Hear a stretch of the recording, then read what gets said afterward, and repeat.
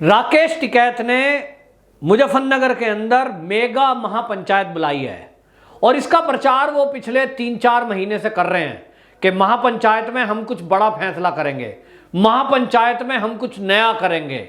और इसके लिए उन्होंने घोषणा की है कि लगभग 7 लाख किसान वहां पहुंचेंगे। उन्होंने ये भी कहा कि इस शामिल होने के लिए इस महापंचायत में पंजाब, हरियाणा, राजस्थान, उत्तर प्रदेश, उत्तराखंड के किसान शामिल होंगे। इसके लिए उन्होंने तैयारियों को बारे में बताते हुए उन्होंने कहा कि 500 बसों को किराए पर लिया गया है। हम इन किराए की बसों में भर के लोगों को यहां लाएंगे, उनकी व्यवस्था की गई है। घोषणा तो की है, लेकिन अब देखना होगा कि इस महापंचायत में कितने लोग पहुंचते हैं। एक अनुमान के तहत कुछ लोग कह रहे हैं कि मुजफ्फरनगर में जो मीटिंग रखने का इनका फैसला था वो ये था कि ये चाह रहे थे कि जितना भी जाट बेल्ट है, ये जाट लोगों के बीच में मीटिंग करने से वो जाति के नाम पर तुम्हारे बीच में आ जाएंगे। तो मुजफ्फरनगर में जैसे कि होता रहा है कि किसान आंदोलन के नाम पर और किसान यूनियन के नाम पर चौधरी महेंद्र सिंह टिकैत वो हमेशा करते रहे हैं और वहाँ एक बड़ा उनका जो साथ लोगों का, किसानों का मिलता रहा है। तो राकेश टिकैत को लगता है कि अब वही पिताजी के नाम पर लोगों को इकट्ठा किया जा सकेगा और जाति के नाम पर लोगों को इकट्ठा किया जा सकेगा, और इसलिए जगह चुनी गई मुजफ्फरनगर। जबकि जो सेंटर पॉइंट है वो दिल्ली होता, लेकिन इनको परमिशन मिलनी नहीं। परमिशन मुजफ्फरनगर में भी नहीं मिल सकती थी क्योंकि कोरोना का जब काल चल रहा है, ऐसे समय में सुप्रीम कोर्ट, हाई कोर्ट की टिप्पणियों के बाद आज तक सरकार के द्वारा यह परमिशन नहीं है कि कोई विवाह समारोह भी या किसी तरह के समारोह में 50 से ज्यादा लोग इकट्ठे हो सकें।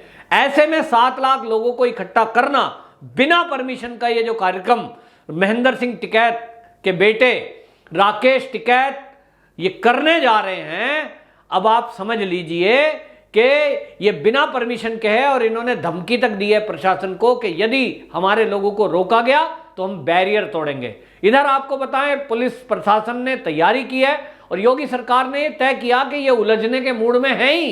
ये तो पहले दिन से दिल्ली के बॉर्डर को जब घेर के बैठे थे तो इनको लग रहा था कि पुलिस इनके ऊपर बल प्रयोग करेगी और इसके बहाने से जो टकराव होगा, हम केंद्र सरकार को पूरे देश में बदनाम करेंगे कि देखिए किसानों को पीटा। अब इसलिए इनकी चाल समझ में आ गई, चाल खुल गई। खालिस्तानी मूवमेंट वाले लोग इनसे जुड़े हुए हैं, वो खुल के आ गया। 26 जनवरी का लाल किला कांड खुल के आ गया। ये बक्कल तारने वाले बयान देते रहे, दिल्ली के बॉर्डर को घेर के बैठे रहे। इनको किसी ने नहीं छेड़ा कि भाई इन्हें छेड़ो मत, बैठने दो। इन्होंने घोषणा कर दी, जब तक बिल वापसी नहीं तब तक घर वापसी नहीं। अब मुद्दा है कि क्या इनको इसी तरह सड़क को घेर कर कहीं भी बैठने दिया जाएगा? तो नहीं। करनाल में इन्होंने मुख्यमंत्री वहां के जो मनोहर लाल खट्टर है उनको घेरने की कोशिश की और घोषणा कर दी कि हम मनोहर लाल खट्टर का प्रोग्राम नहीं होने देंगे। तो इनको सबक सिखाया। केवल एक ने कुछ फोर्स को लेकर इनको जोर दौड़ाया, उसके बाद ये कहने लगे हमारी हत्या करने का प्रयास था, सिर फोड़ दिए गए। अब इसी से अंदाजा लगा लो कि इनके साथ कितने लोग हैं। अब रहा यूपी की महापंचायत की बात जो मुजफ्फरनगर में होने जा रही है। योगी जी आखिरकार बिना परमिशन, किसी को जब परमिशन नहीं दे रहे हैं, कोई विवाह नहीं कर सकता, जन्मदिन नहीं मना सकता, कोई मीटिंग नहीं कर सकता, कोरोना काल चल रहा है और यूपी में जहां आज पूरी भारत के अंदर सबसे केस कम है, कोरोना को कंट्रोल योगी गवर्नमेंट ने किया है। तो सवाल यह उठ रहा है कि योगी जी ने इस महापंचायत की परमिशन क्यों दी? वो इसलिए दी कि वो दिखाना चाहते हैं कि इस महेंद्र सिंह टिकैत, राकेश टिकैत की औकात क्या है। आपको बता दूं, योगी जी ने बहुत दूर की कौड़ी खेली है। और ये जो महापंचायत कर रहे थे, पहली बात तो मैं बता दूं कि ये महापंचायत में करेंगे क्या, एडवांस बता रहा हूं। इनकी घोषणा केवल और केवल एक राजनीतिक पार्टी को सपोर्ट करने के नाम पर है और वो कांग्रेस के इशारे पर काम कर रहे हैं। तो ये वहां से घोषणा करेंगे कि जो राजनीतिक दल हैं ये उनके इशारे पर काम कर रहे हैं और ये वोट काटने का काम कर रहे हैं, और इसलिए ये सपोर्ट करने के नाम पर लोकदल और कांग्रेस को सपोर्ट करने की घोषणा कर सकते हैं। ऐसा मैं बता रहा हूं क्योंकि एजेंडा ही उनका चला रहे हैं। लेकिन इनको इनकी औकात पता लगेगी और औकात बताने के लिए इनको छूट देना जरूरी था।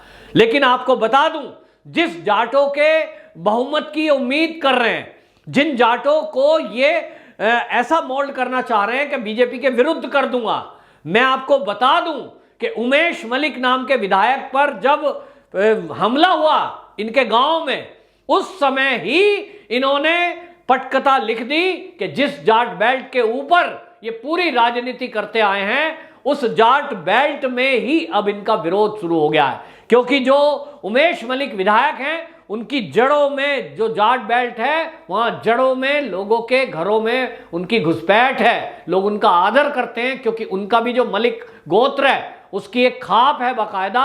और वो सब नाराज हो गए कि इन्होंने हमारे विधायक का अपमान कैसे किया।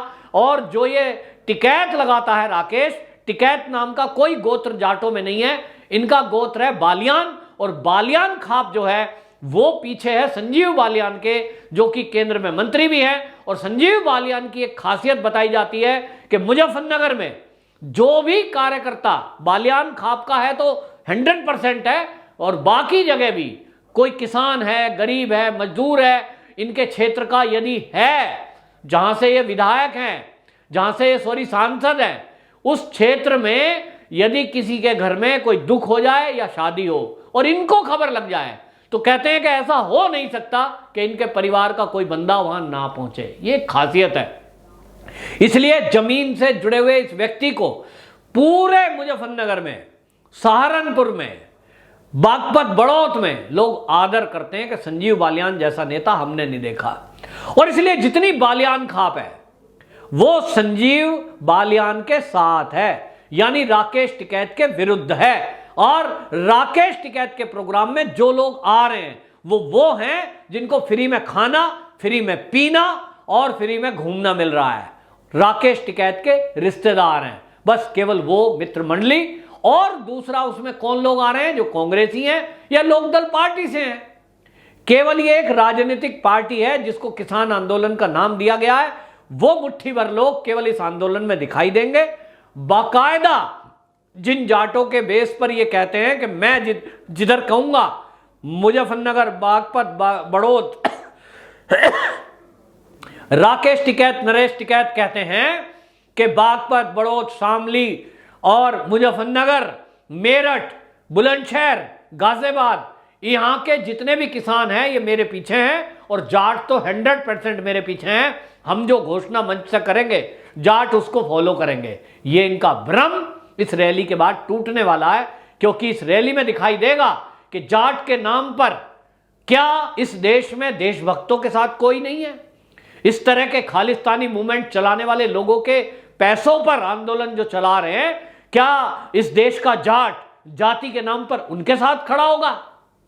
यह इस महापंचायत से तय होगा कि जिस जाट के नाम पर हमारे देश में सैनिकों की एक बटालियन बनाई गई है, क्योंकि ये देश की आजादी के बाद से माना गया कि जाट वो है जो देश की हित के लिए, देश की रक्षा के लिए अपना तन मन धन कुर्बान कर देता है। और इसलिए आपको बताऊं कि त्यागी रेजिमेंट नहीं है हमारे भारत में, सेना में ब्राह्मण रेजिमेंट नहीं है, लेकिन जाट रेजिमेंट है, क्योंकि यह माना गया देश की आजादी के बाद से कि जाट है तो देश हित में खड़ा है।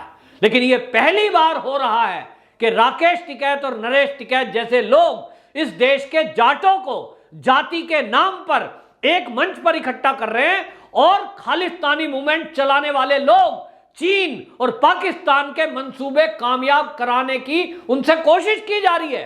हरियाणा में कौन आ रहा है आंदोलन में? केवल जाट। यहां गाजीपुर बॉर्डर पर कौन बैठा है? केवल जाट। सिंगू बॉर्डर और टिकरी बॉर्डर पर कौन है? वो सिख जो हैं वो जट हैं।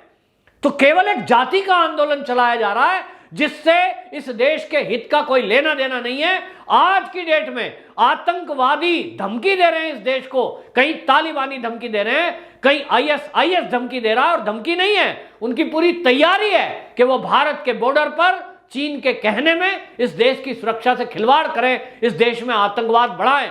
मुद्दे बहुत हैं, लेकिन ये मुद्दा क्या करते हैं? ये 3 बिल वापस लो। ये तीनों बिल किसानों के हित में है।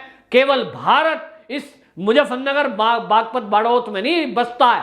केवल भारत पंजाब और हरियाणा नहीं है, ये पूरा भारत जो है उसके पूरे किसान, मोदी जी की मीटिंग में ऑनलाइन हमने देखा है, किसानों से वर्चुअल बातचीत हुई है, हर किसान खुश है क्योंकि आज मोदी सरकार उनको किसान निधि के नाम पर जो साल के 6,000 जो बढ़ाकर डबल कर दिए गए, वो 6-6 हजार रुपए दिए गए हैं साल के, वो 9 किस्त दी जा चुकी, यानी सॉरी 2-2 हजार की 9 किस्त दी जा चुकी, यानी 18,000 रुपए जो डाले हैं। और नरेश टिकैत, राकेश टिकैत जैसे अमीरों के लिए वो कुछ नहीं होंगे, लेकिन गरीब किसान के लिए वो जीवन दान है, वो बहुत बड़ी कीमत है।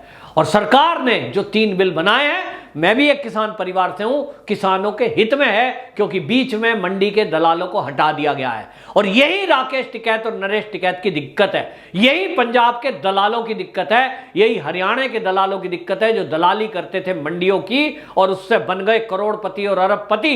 उनको लगा कि अब हमारा रोजगार कैसे चलेगा, मोदी जी ने वो रोजगार खत्म कर दिया उनका, तो वो लोग आंदोलन पे उतारू हो गए, देश की सरकारों को ब्लैकमेल करने पे उतारू हो गए। और निश्चित रूप से जो ये राकेश टिकैत और नरेश टिकैत ये महासभा और महापंचायत की बात कर रहे हैं, पंचायत में तो पंच होते हैं, 5 लोग बैठ करके फैसला करते हैं किसी मुद्दे पर जो देश और समाज के हित का हो, लेकिन यहां ये दावा करते हैं 300 संगठन को बुलाने का, जिसमें राजनीति से जुड़े हुए लोग हैं, और जो वहां से खालिस्तानी जिंदाबाद के नारे तक लगे, वहां से किस तरह से पुलिस वालों पे हमले किए गए।